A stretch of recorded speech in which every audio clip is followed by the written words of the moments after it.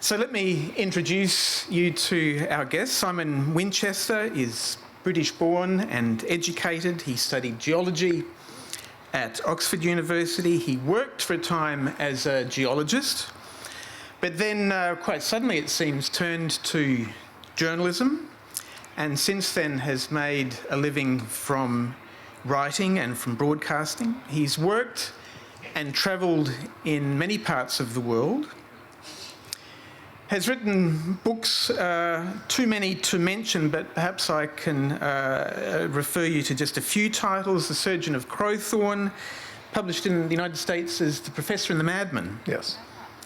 Krakatoa, The Day the World Exploded. The Meaning of Everything, the story of the Oxford English Dictionary. The Map That Changed the World. The River at the Centre of the World, a journey up the Yangtze and back in Chinese time. And more recently, Atlantic, a vast ocean of a million stories. And the book we'll spend most time discussing today, Pacific, the Ocean of the Future.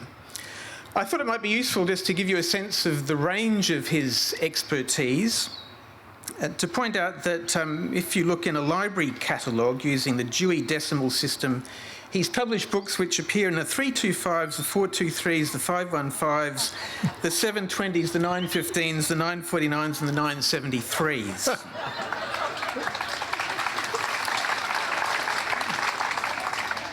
And he's done all of that while living in different parts of the world and travelling through it as well. So welcome, Simon Winchester. Thank you. Thank you very much. And the format this afternoon is that I plan to have a conversation with Simon, and then towards the end of the session I'll invite you, if you have any questions of him, to make your way to the microphone, which is right in front of the stage. I wonder whether we could begin with the Atlantic rather than the Pacific. Happily, the organisers gave me a copy of that book, The Atlantic, and I was intrigued because you write a book about a very big topic. The Atlantic is a big ocean with a big history, in the form of a biography. Why a biography? Well, it seemed that the Atlantic, like all oceans, is a living thing. It moves, it breathes, or seems to breathe. It has moods.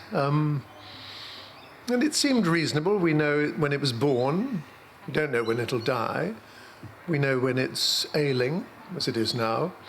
And it seemed a reasonable idea. But once having decided on a biographical format, the big question was how to structure it. And in essence, there were three books. The Atlantic, then I did a book on the United States called The Men Who United the States, and then this new book on the Pacific. And each one of them, I had to come up with a structure, which I have this belief that with non-fiction books, at least, the three cardinal rules that you've got to get right. You try and get them right anyway. The first thing is you've got to have a good idea, and I thought The Atlantic was a story that was a good story to tell. Hadn't been written about. The last big book on the Atlantic was in the 1930s, I think. It's tempting to think that the second important thing is good writing, and it's jolly nice to write well if you can, but somehow that's not, in my view, the second most important thing when you're writing a big topic like this. The second most important thing is the structure of the book. So you can write lyrically about a wonderful idea, but if the structure's wrong, you'll just send people to sleep. So I needed to find a structure for the Atlantic, and what I decided after a long period of wondering, I was on a plane going from New York to London or vice versa, and had a new poetry anthology. It's interesting that discussing poetry in the adjoining tent. This was an anthology by David Owen, the former British Foreign Secretary, and it was called 7 Ages, and he corralled all the poems that he loved into categories according to the 7 Ages of Man, from Shakespeare's As You Like It, starting with infant, and then school child, and then lover, soldier, justice, old man, return to childhood. And it seemed to me that that probably would work quite well in writing this, quote, biography, unquote, of the Atlantic.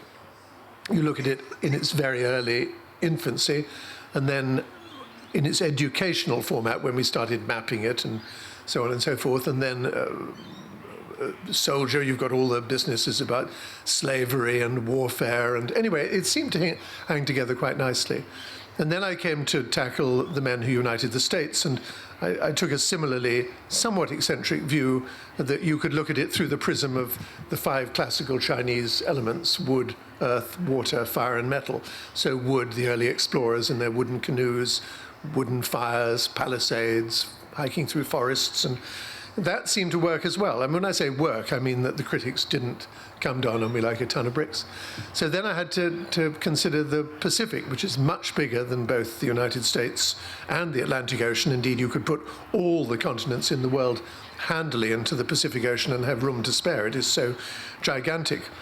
And so coming up with a structure for that was, in a sense, rather more complicated. And if you like, we can talk about that. But certainly in terms of context, I thought, and my publishers as well, thought once I'd done the Atlantic, then it seemed logical, as movement across the Atlantic tended to be from east to west, beginning with the Lars Ericsson, the first man to settle, and coming from Norway. The common belief, of course, is that it was Columbus, but it wasn't.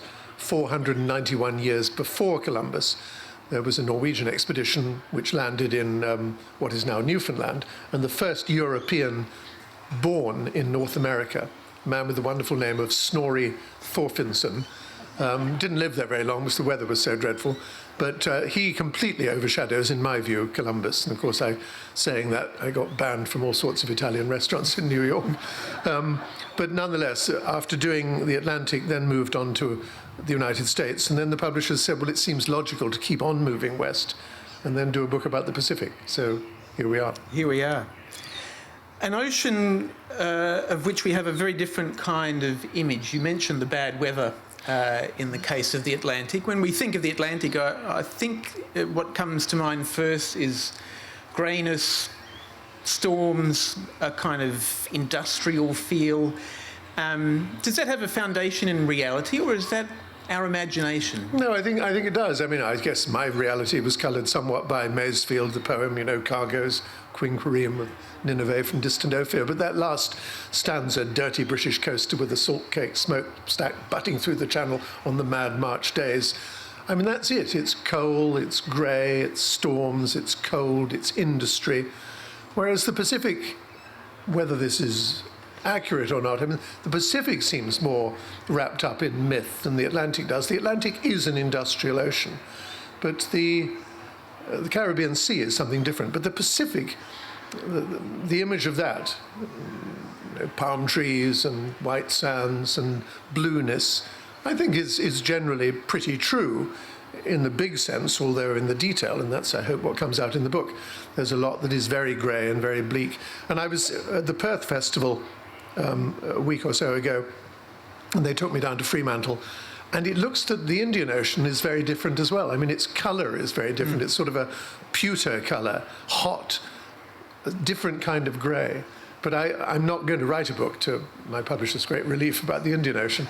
But I'm already thinking, well, if I ever did, it already has a different aspect from both the Atlantic and the Pacific. I wondered if we have a different image of the Pacific because for Europeans it's on the other side of the world, and therefore it's easier perhaps to project our imagination onto it, whereas the Atlantic has the disadvantage of being so close and so much in the realm of the European experience. I wonder, I mean, the two critical dates, which I don't really talk about in this book because I wanted very much to focus on modern times, was 1520 and 1529. 1520, when Balboa first saw it from that peak in Darien. Incidentally, I don't know about everyone in the audience, but I, as an English schoolboy, was brought up to believe that the first person to see, the first European to see the Pacific was Cortes. And that came from Keats's famous poem on first looking into Chapman's Homer, and he feels the great revelation so profound on reading this new translation of Homer that I felt like stout Cortes standing on a peak in Darien in Panama.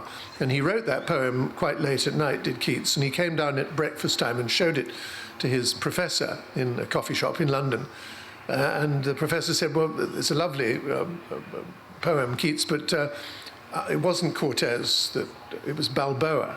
And Keats said rather shamefacedly, "Well, I know it was Balboa, but Balboa has 3 syllables and it doesn't scan. So do you mind terribly if we keep Cortes?" And he said, well, so be it. But the consequence is that millions of people like me labour under the impression that Cortes, who had nothing to do with it, was the discoverer of the Pacific. But Balboa, when he saw it and then strode down in a full set of armour the next day, and stood there, waist deep, rusting slowly in the sun, I dare say, and claiming it for Seville, it was a lovely day. Similarly, in 1529, when Magellan beat his way down the east coast of South America, finally found that opening, the Straits of Magellan, which meant he didn't have to go around through the storms of Cape Horn, and came out into the waters where Punta Arenas is now, it was also a lovely day. And so he named it Mare Pacifico, the Pacific Ocean, the name which has stuck. It could equally have been a terribly stormy day. I mean, they get foul weather down there. It could easily have been Mare Terrible, which in a way might more accurately reflect it, because terrible weather's generated there, dreadful things happen there. But nonetheless, the word Pacific has invested it with a kind of charm and sort of National Geographic feel and look to it, which isn't entirely fair or accurate, but it'll do. In the Atlantic book, you're very comfortable with the longer time frame. Perhaps it's to do with your background in geology, so you're comfortable with working in frames of millions of years, and you bring those different time frames together very successfully. But in the case of Pacific, you take 1950 as your starting point. Why did you do that? Well, that was sort of deliberate. I wanted, for a start, not to labour, with great respect to the people who are meat and drink in Australia, but, Cook and Dampier and Tasman and all these people. I figured I would say we know about them, and they've been written about extensively. So let's look at the Pacific in its modern context, and let's come up with a date where we begin the story. And I thought of a few dates. One which came to mind more or less immediately was the 2nd of September 1945, which was the day the Japanese signed the surrender on the deck of the Missouri in Tokyo Bay and thereby ended World War II. And the other compelling date was the 10th of October 1949, which is the founding, when Mao Zedong stood in Tiananmen Square and declared the founding of the People's Republic of China. Those two sort of watershed moments seem to signify a shift, a hinge point in the modern history of the Pacific. But in the end, and this other date became more and more beguiling, and that's the 1st of January 1950, because it's all to do with the dating system we use. I mean, most of us in here today are probably comfortable with using AD and BC, Anno Domini, the year of the Lord, or BC, before Christ. But we're not all Christians in the world, and to some people that's offensive, to some other people just plain irrelevant. So there was a fudge created, and there's now this convention that we call things in the past, or the distant past, as occurring so many years BCE, which is, for those inclined to Christianity, it's before Christian era, and those more secularly inclined before Common Era. But that didn't really satisfy the scientific community. And they came up about 30 years ago with another convention, which was BP. You talk about the Wisconsin Ice Age, for instance, occurring 10,000 years BP. And BP stands, as I'm sure you all know, for before present. But that then prompts the question, well, when is present? And believe it or not, it has been defined by a group of radiochemists at Queen's University, Belfast. The index year for present is 1950, and the index moment is the 1st of January. And the reason for that is sort of beautiful and scientific and logical. It's all to do, and I can get tremendously boring about this, so Peter, it's up to you to cut me off at the appropriate moment. But it's to do with carbon dating. I think we all know from school that in the atmosphere, molecules of carbon, there's either the stable isotope carbon-12 or the highly unstable isotope carbon-14, which has a half-life, half of it disappears every 5,730 years. So if something, and the ratio of one to the other is very well known, it's fixed, about 1 trillion molecules of carbon-12 to every 1 of carbon-14. So if something dies, a tree or something, and it stops absorbing carbon dioxide, then the ratio will start to change, because the amount of carbon-14 will, every 5,730 years, it'll be half of itself, a quarter and the 8th and 16th and so on and so forth. And so knowing that and knowing the baseline, you can very easily calculate when it was that the tree died. That was true until 1950. But in 1950, as roundabout, we started nuclear testing. And one of the byproducts of both fission bombs and the much more powerful fusion bombs is carbon-14. So we were hurling vast amounts of this carbon-14 up into the upper atmosphere, thereby changing this baseline. It no longer was 1 trillion to 1, it was half a trillion to 1 or 1 billion to 1, because there was so much more carbon-14. So the calculations went completely awry. You had to introduce algorithms each year, more complicated as more tests went on.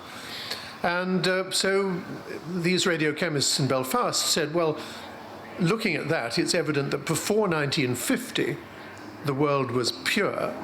And after 1950, because of all this stuff we were pumping into the atmosphere, it had become impure. And from my point of view, because nearly all of these impurities were thrown up from tests conducted in the Pacific, it seemed to have a logic to it. So that's why it's a very long and boring explanation. I promise you next answers will be much less boring. I hope, anyway.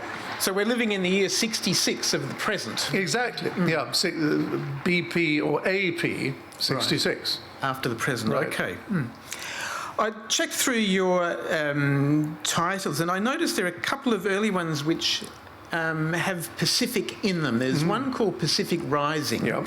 And another called Pacific Nightmare, which has the intriguing subtitle, How Japan Starts World War III, A Future History.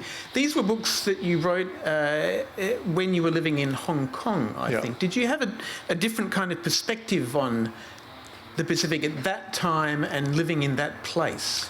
Well, I would, yes is the answer to both, but I would discount those books as what is juvenilia. They're not good. I mean, I hope that this one is good and the reviews have been kind, but it was largely overlooked, the first book on the Pacific. It was an attempt, and good Lord, I don't even know when it was published, in the 80s sometime, when I was in my 40s, I think. And it's not a bad book in parts, but it lacks a structure. There's no coherent structure. It's, if you like to dignify it by saying it's a pointillist portrait of the Pacific, and I wouldn't even go that far. It's a mess, frankly. So do not. It often comes up when you go to Amazon, which I hope you don't patronize too much, but ignore it. So Pacific Rising, forget it. Pacific, that's the one you want. Right.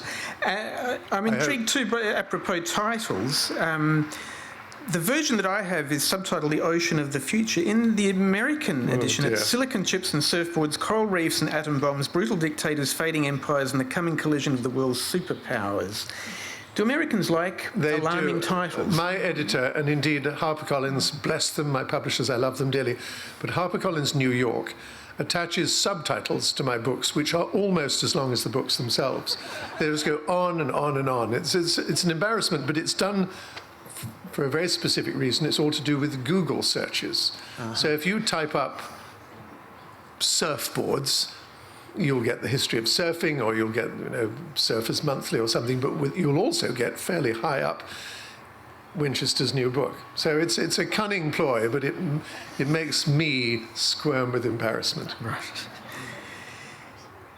When we think of the Pacific, I think many of us think of Pacific islands, and you deal with a number of islands in this book, and it struck me that there's a sense to which these islands have very ambivalent histories. Many of them have a dark side. You lived in Hawaii for some time, and when I think Hawaii, I think sunshine, surf, sand, but maybe also Pearl Harbor, the brutal killing of James Cook is another one that comes to mind. And the brutal overthrow of the Hawaiian monarchy. I mean, I'm an American now, and generally speaking, I'm in favour of the United States. I think it's a great experiment, as is Australia, of course.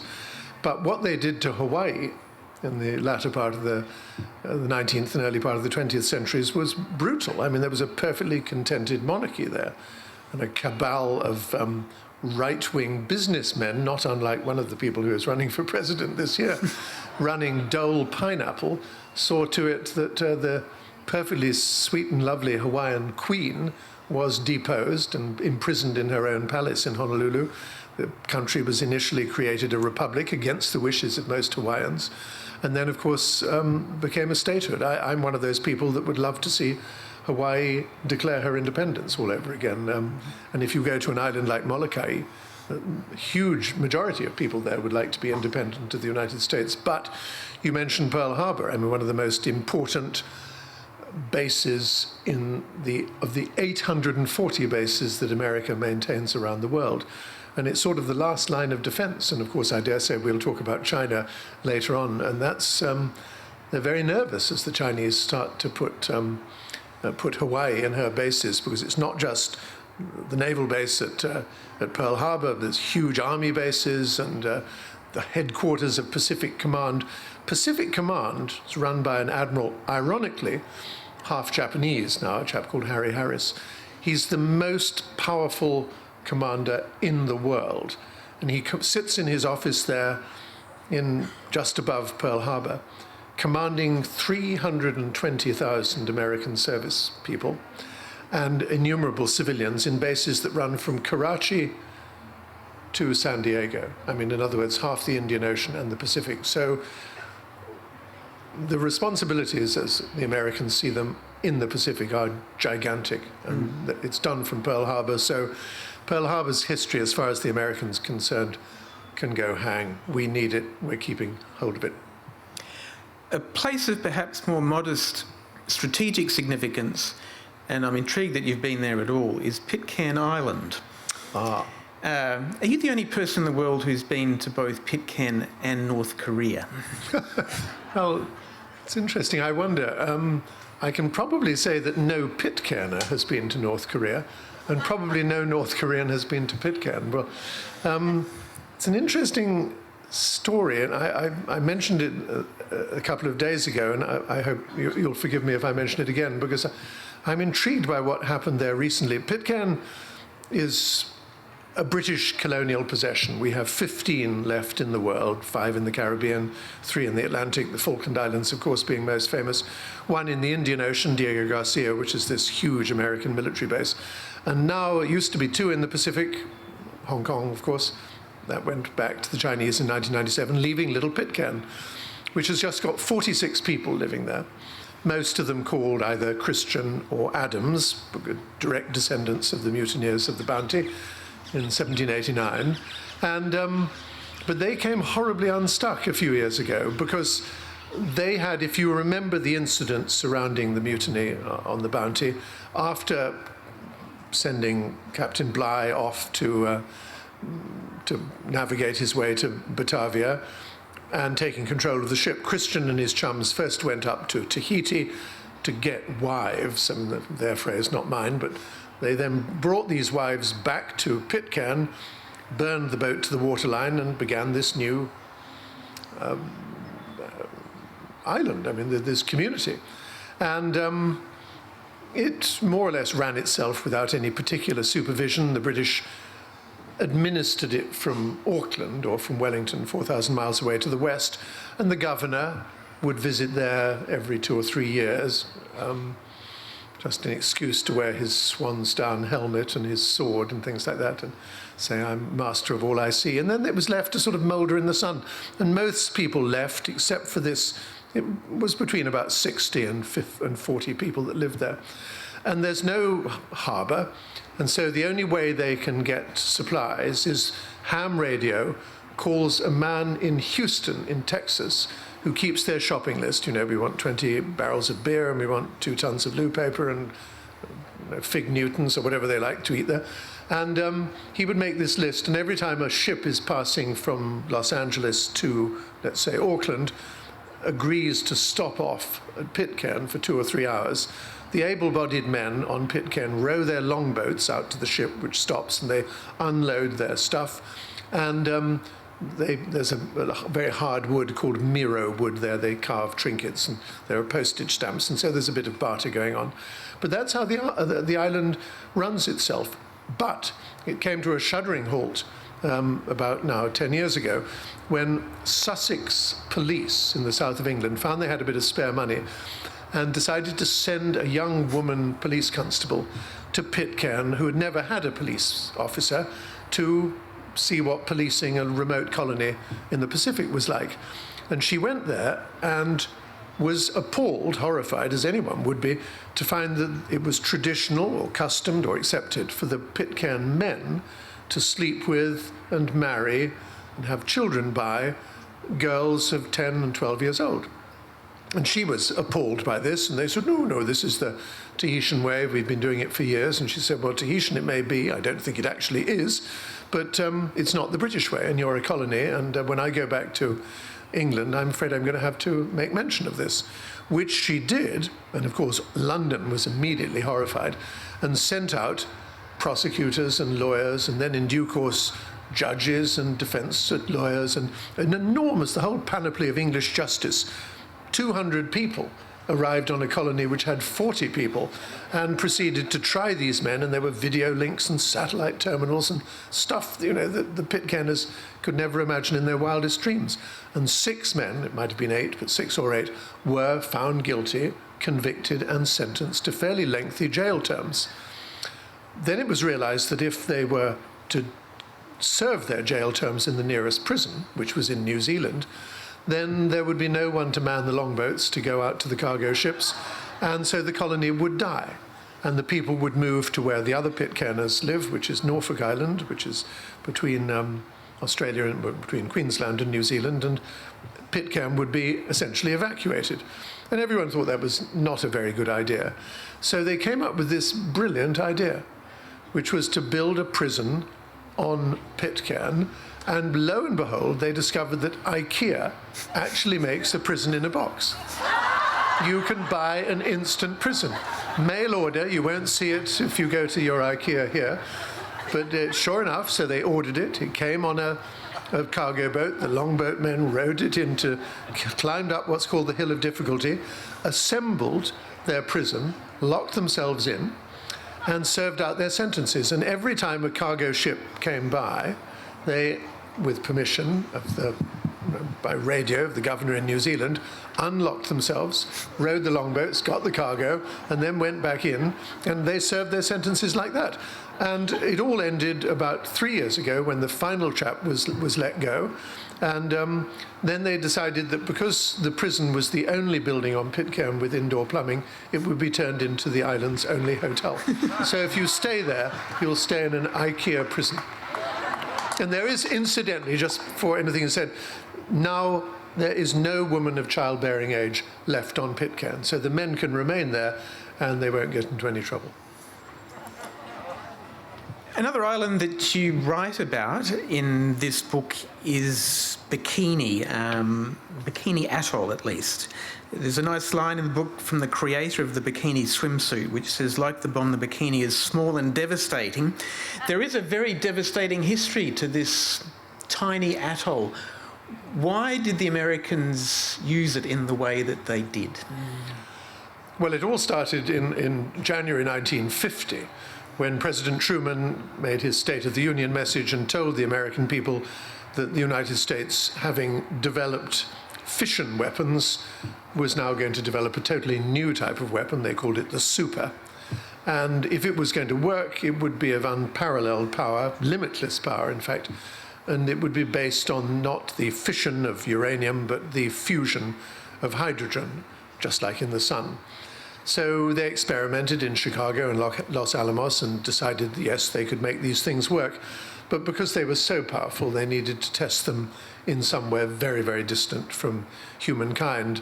And because in the aftermath of the Second World War, they had taken the Marshall Islands away from the Japanese, they thought an atoll there would be ideal. It needed to be near an airfield, and there was a big American airfield on an atoll called Kwajalein. And 250 miles to the northeast of Kwajalein is Bikini, which is a large atoll. It's about 60 miles long, sort of oval-shaped, with Bikini Island itself at the southern tip. And it has a population of about 167 people, I think, at the time of writing.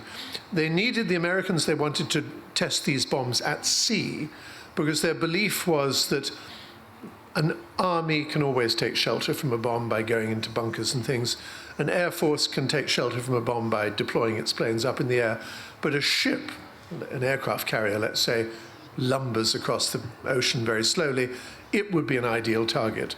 So how would ships behave? How would they react if an atom bomb, if a hydrogen bomb was dropped on them?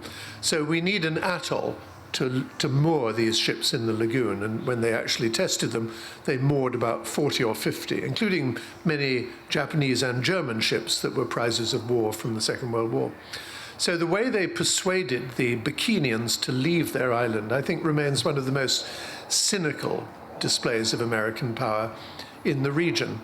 They employed the fact that the Bikinians had all been converted about 50 years beforehand to Christianity, because Christian missionaries had found out across the Pacific in the closing years of the 19th century and had found in many islanders a very willing population that would accept the Bible and the word of Christ and all the rest of it and would speak English. And so this was the situation in the early 1950s when it was decided that the Bikinians should be persuaded to abandon their island. And there's a very affecting YouTube video. You can go, if you type in the words bikini, testing, abandonment, something like that, you can see a young, fresh-faced American commander just out from the Pentagon. With the Bikinians, the entire island population grouped in front of him, cross-legged in the sand, with all the sort of cliched images of the South Pacific, palm trees, the surf beating on the beach and so forth behind.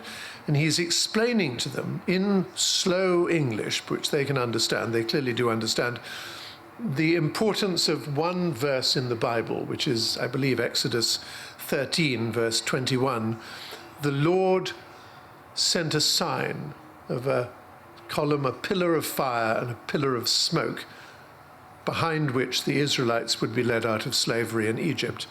Well, said this young man, we now have the technology to create pillars of fire and pillars of smoke, and we'd like to do so here on the island as a sign that we're doing the Lord's work. So will you kindly abandon your island so that we can create these pillars and thereby do what the good Lord means us to do? And you see these people in this film looking trusting and perplexed at first, but then saying, well, if this is the Lord's work, then yes, we'll leave. And so they did. They got onto boats, they left behind their outrigger canoes, their nets, the life of fishing and collecting coconuts, and a peaceful, blameless life. And they went off first to live on an island which turned out to be far too near the testing site, and went down to an island that they live on now, an island called Kili in the southern Marshall Islands, while their island was completely devastated by test after test after test and totally irradiated. They tried to go back in the late 1970s, but the soil was full of radioactive cesium, and the plants they grew were deadly to eat, so they were removed again. And Kili, if these poor people haven't suffered enough, it has no lagoon, it has no port. They had to have their food airdropped to them for many years. There's no coconuts. And they were fed a diet of almost unremittingly of Coca-Cola and Spam. And as a consequence, they're all very large, many of them suffering from type 2 diabetes. And to add, heaping Pelion upon Ossa, sea level rise is causing their island to be flooded.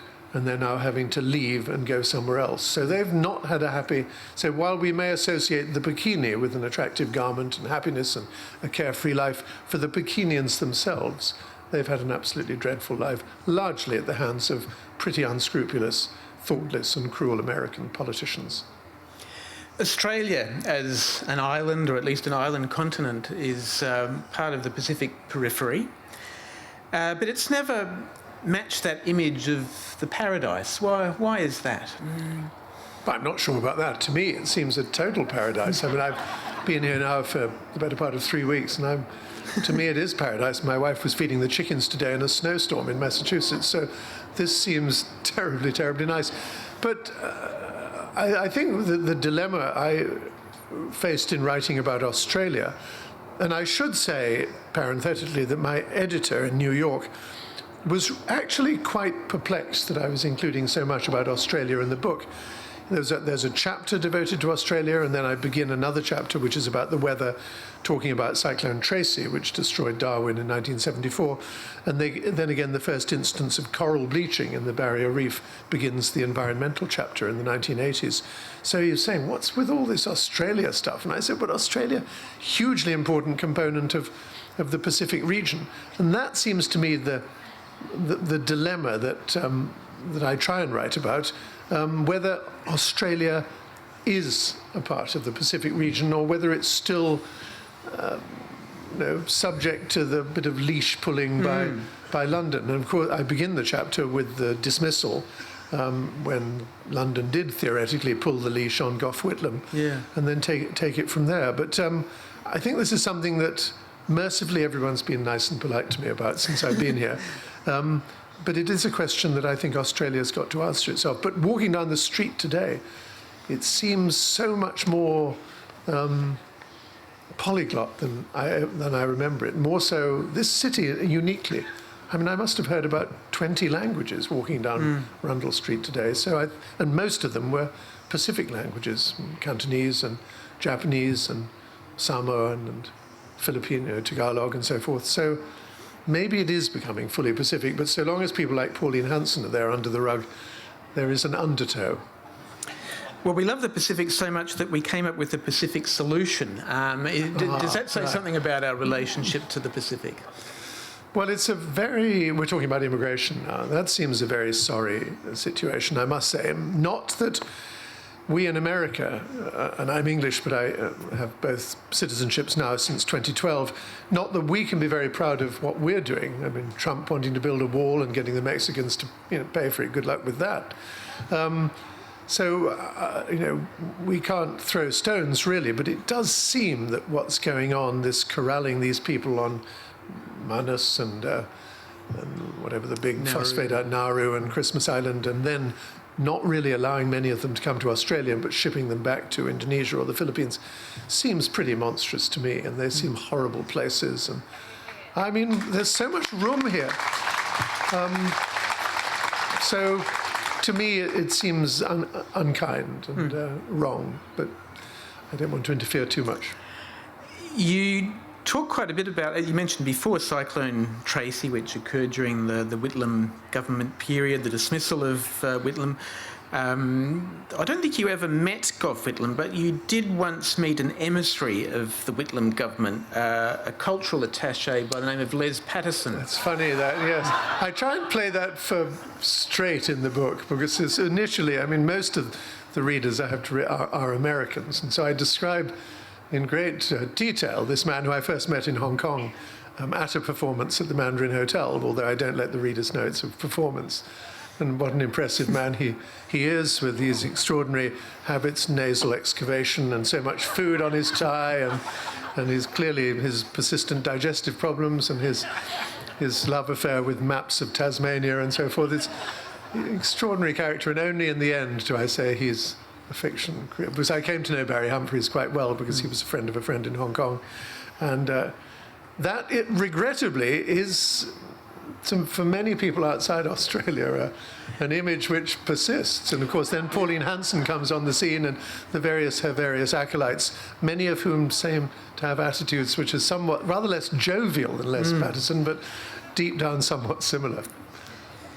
I'd like to move on to China, please move on. Mentioned before. You lived in Hong Kong for a time, and you've travelled quite extensively in China. I read your book about the Yangtze. You followed its full distance to its source. Things have presumably changed there, because I think the Three Gorges Dam is now complete. In that time, since you travelled there in the 90s, do you have a sense of how Chinese attitudes have changed to the rest of the world, or towards their place in the world? Well, I think it wasn't in this book. I wrote a book about a remarkable Englishman called Joseph Needham, who was extraordinarily and very profitably in love with China after falling in love with a Chinese woman when he was 37. And he edited this massive series of books, the longest book in the English language about China, Science and Civilization in China. And when I was researching that book, I was at the Chinese Space Center in Xinjiang province in the middle of nowhere, and there was a huge sign in English, well, in many languages, but most predominantly English, which said quite simply, "Without haste, without fear, we will govern the world." And that is the attitude that's different now in China from the way it was when I wrote the Yangtze book, which was in 1996, 97, I think. Then that was when they were getting Hong Kong back, which was sort of they would get Macau back in 1999, and they've still got Taiwan to get back, which sooner or later that problem will have to be addressed. But it's like China seems to be now sort of gathering her skirts about her and readying herself to do something remarkable. And I think we're seeing the evidence of this in an economic sense, but also now in a political and crucially in a maritime sense with what she's doing in the South China Sea and now in the far western Pacific. And I'm very glad, Peter, you brought up the Yangtze, because that's very symbolic of why China feels so aggrieved and so determined to reverse the situation. I don't know how many of you have ever seen a movie called The Sand Pebbles with Candice Bergen and Steve McQueen. It's a wonderful film made in the 60s or 70s, set in the 1920s in China. And it's about an American gunboat operating, basically protecting the missionaries that were dotted up and down the banks of the Yangtze. And it was a salutary reminder that until the Communist Revolution, well, until the late 1930s, the Yangtze was a river in which foreign warships could operate with impunity. America's, the Navy could send ships right up. The Yangtze is navigable 1,800 miles from its mouth in Shanghai. The Royal Navy was there, HMS Amethyst, famous story from the 1950s, actually. The Italians, the French, they used the Yangtze as a commercial waterway.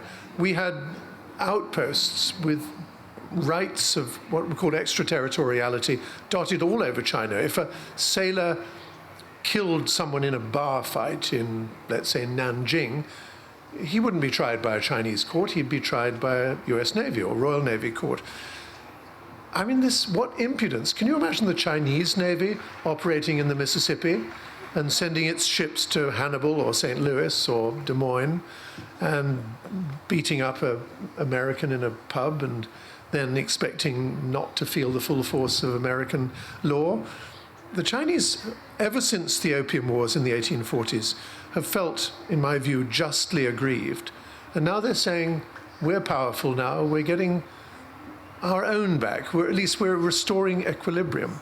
And that's why what's happening in the South China Sea, which everyone is getting very exercised about, including the Australians, who are spending more money building more warships to sort of to negate the threat. I don't see it as a threat at all. The Chinese have never in their history, with the single exception, I know one can argue about Tibet and northern Indochina, but they have 5,000 years of history in which they have never colonized, subdued, subjugated, enslaved, despoiled, any of the things that we have done since Balboa and not Cortez and Magellan first operated in the Pacific. I mean, our record in 500 years is pretty appalling. The Chinese record in 5,000 years, so far as the Pacific is concerned, is not appalling.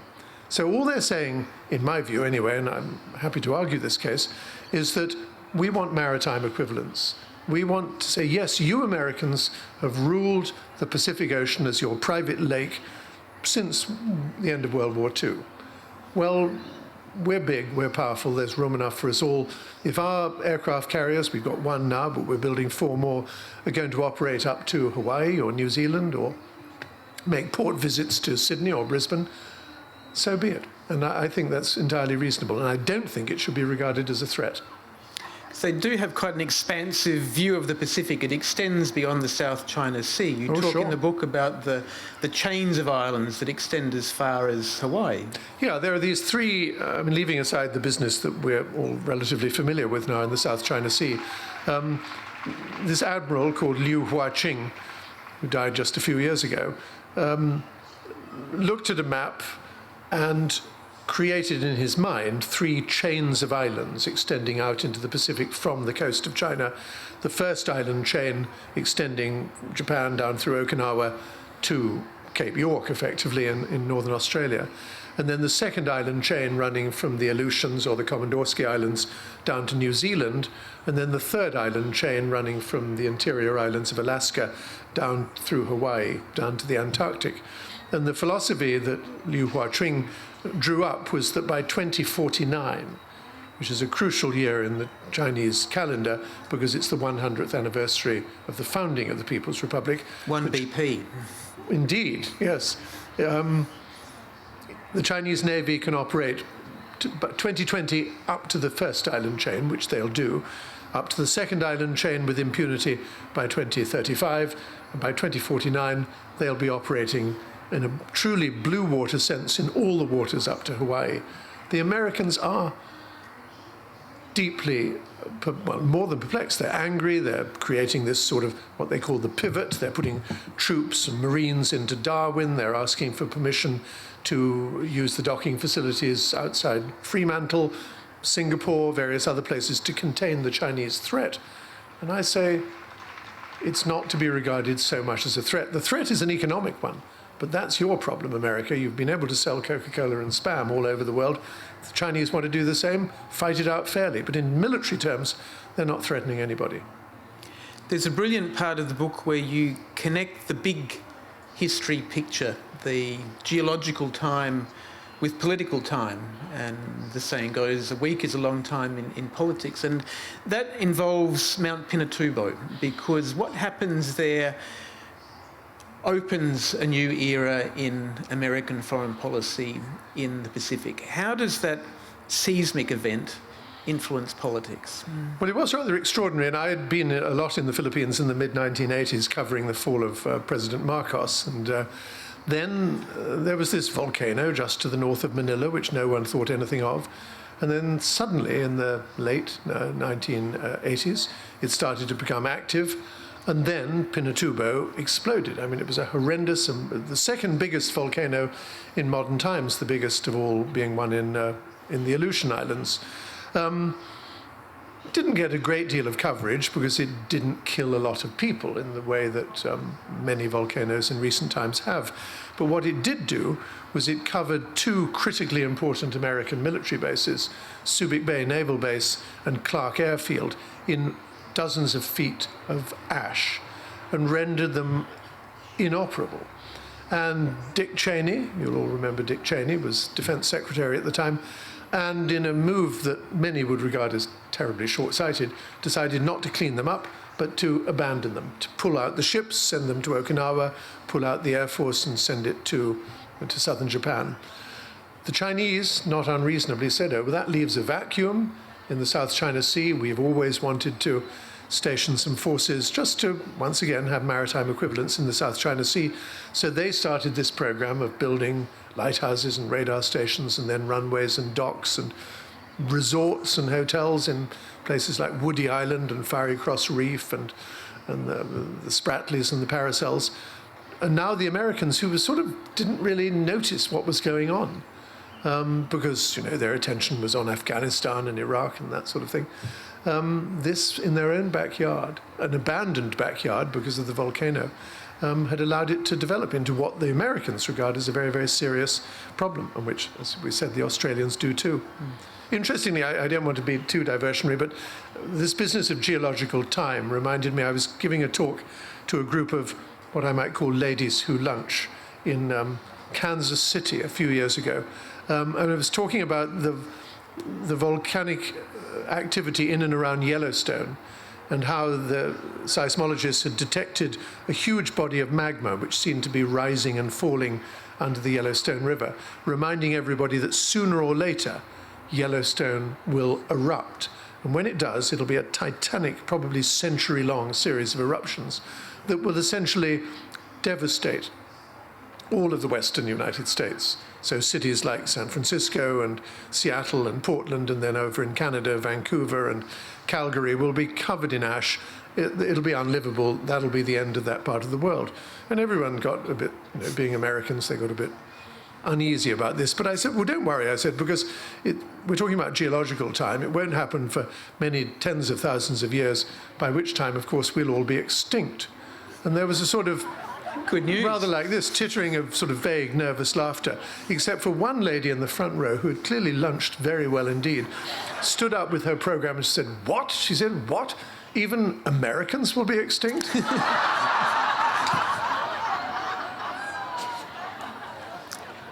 Could I ask you if anyone has a question for Simon? Could you make your way to the microphone, which is down this aisle right in front of me? On that note of the United States, how do you see the Trump presidency coping with the threat of China? That's just so depressing and so awful. I mean, I don't much like Rubio. I certainly don't like Cruz. But at the moment, I pray that they demolish this dreadful, dreadful person and send him back to doing what he's good at doing, which is not very much, as far as I'm concerned, except making the New York skyline more and more vulgar. So, for me, Clinton will have to be, but not with great enthusiasm. It's not a great choice this year, no. Okay, we'll take some questions then, please. Thank you, Simon. Most interesting presentation. My wife and I spent 3 years on Nauru in the mid-70s. It's now vastly different. I see it as judicially and politically corrupt. It's a disgrace that we still keep those refugees there and on Manus. Now, the main question, though, I had to put to you was that my perception is that New Zealand has far more empathy with the Pacific than Australia. I think we have a lot to learn from New Zealand's attitude and dealings with peoples of the Pacific. Would you care to comment? Yes, although the New Zealanders are very cross with me because when I was making the cut, basically this book has 10 chapters, and what I did was the start date is the 1st of January 1950, and the end date is, for reasons which perhaps we won't have time to explain, is the 14th of May 2014. So within those 64 years, I looked for as many sort of newsworthy, interesting things that happened and came up with a list of about 300, then reduced them to 100 and then to 20 and then to 11. And I had to reduce it to 10, because there are 10 chapters. And the 11th chapter was about minority peoples. And I started it off with the business in Alcatraz, where American Indians seized Alcatraz Island and Alcatraz Prison. And I tied that in with the Maori marches in New Zealand. I can't remember the lady's name who led these marches, which made a big difference to the standing of Maoris. And in the end, I wrote the chapter, but it fell on the cutting room floor. And I had to explain that to a reporter for the Dominion the other day. And I think when I arrive in New Zealand in 10 days' time, there will be protests. So there may be truth in what you say, and I think there is truth in what you say, but they don't want to hear it from me, I don't think. Thank you.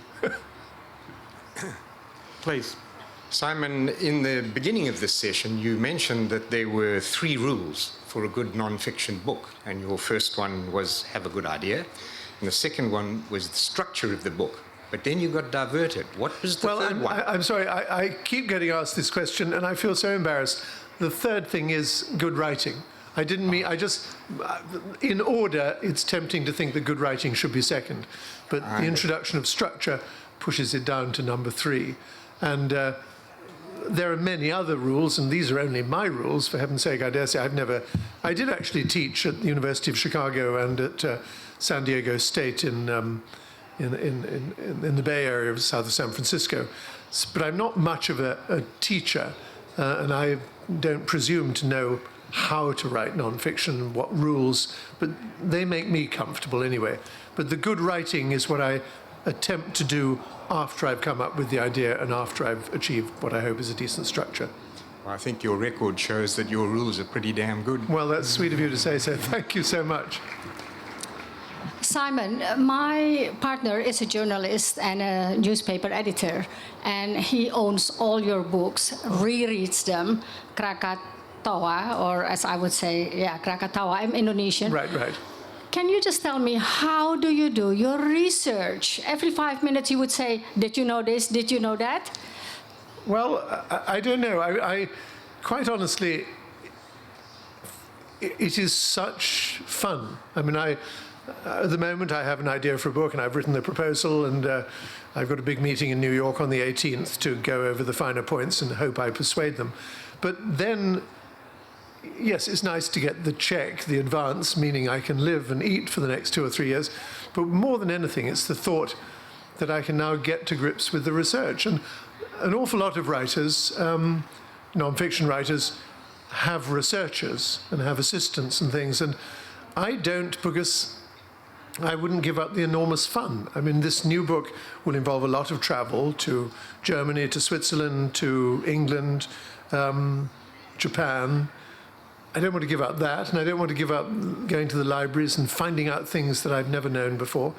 And then the pleasure of writing it. The only not very pleasurable part is the editing, where my editor, a very tough chap called Henry Ferris, makes me slash, cut and burn and so forth. That's not so much fun, but the research and the writing are enormous fun. So you ask how I do it. It's because I really love to do it. It's what I live for, really.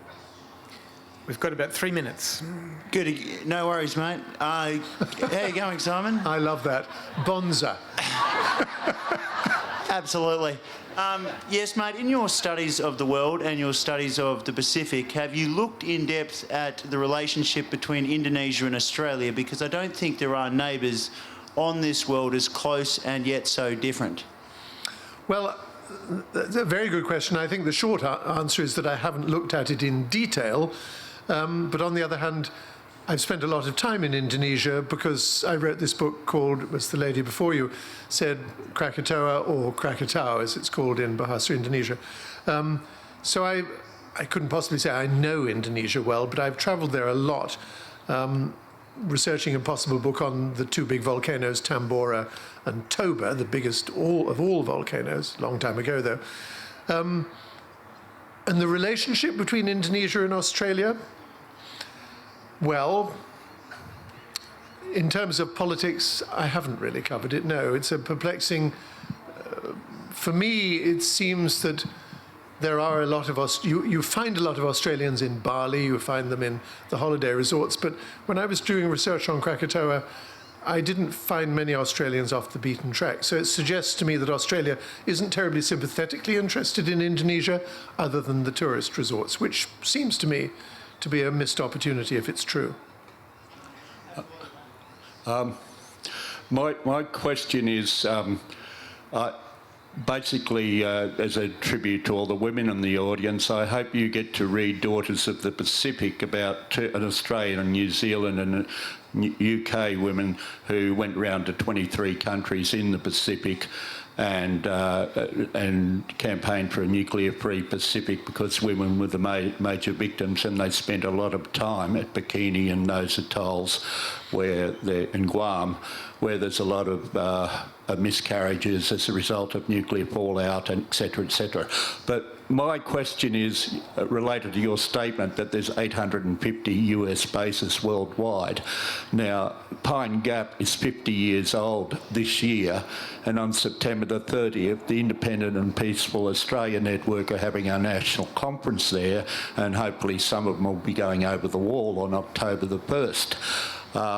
And I relate that to you because on Wednesday here, Paul Kelly will be telling us that Whitlam got the sack not because of Pine Gap and CIA, but because of our British colonial links. So that's a forewarning for the audience here. But I'd like to know, would you agree that your book is tying together research from a whole lot of anti-nuclear activists, and I think your book will be useful for them, because I've already bought a copy before you even spoke today in case they run out. Well, Thank you. Thank you very much. Many questions to answer there. 850 bases seems to me quite extraordinary, and there's a new book by a friend of mine in New York called David Vine, V-I-N-E. I think it's called Base Nation, and looks at this question: does America need so many bases? I mean, not least the enormous cost, but is the influence that's being projected the right kind of influence? So that's, to me, a very interesting field of study. I am profoundly anti-nuclear in my views, and I think certainly all the research I've done into what's happened in the Pacific can only strengthen those views. So I'm with you. I wish I were there at Pine Gap on the 1st of October, and indeed would test my immigration status here, but I would probably go over the wall too. Can we take one more quick question? Very non-political travel. My fond memory of when I was 5 and voyage by Cunarder from Montreal to the Pool of London. There's no Pool of London, of course, now. Subsequent journeys from Liverpool to Singapore, Mediterranean, the Suez Canal, and another from Southampton out here. So it's a terrible thought to me that my children, my grandchildren, will never be able to travel overseas other than the air. And I think airplanes are all the same. The airport's the same. I wonder if you've had the chances to have good sea journeys, which the young people never will now. Well, the first time I travelled across the Atlantic was on the Empress of Britain in 1962. Never forget it. It was a scheduled liner, Liverpool to Montreal, and 6 months later it was abandoned. I just, as a trivial point to end this on, particularly, you mentioned that you had travelled on Cunard ships. It was the tradition with Cunard that all her ships ended in the letters IA, so Lusitania and Mauritania and so on and so forth. But that came to a shuddering halt in 1935 when King George V was being shown round the shipyards, John Brown in Clydeside, and was shown the keel of a ship that had been laid down, which was going to be called the Victoria, sticking to the tradition of IA. And His Majesty asked the chairman of Cunard, "So what are you going to call this ship?" And the chairman of Cunard foolishly said, "We're calling her, Your Majesty, after the greatest queen that England has ever had." And he said, "Do you know, my wife will be so delighted." And so they had to call it the Queen Mary. Wonderful. Before we close, can I just remind you of two things for those of you who are thirsty. The bar is open until 7 p.m. And secondly, there is a book signing session with Simon beginning as soon as he reaches the table over there. For now, though, could you please join me in thanking Simon Winchester for a wonderful session? Thank you very much. Thank you.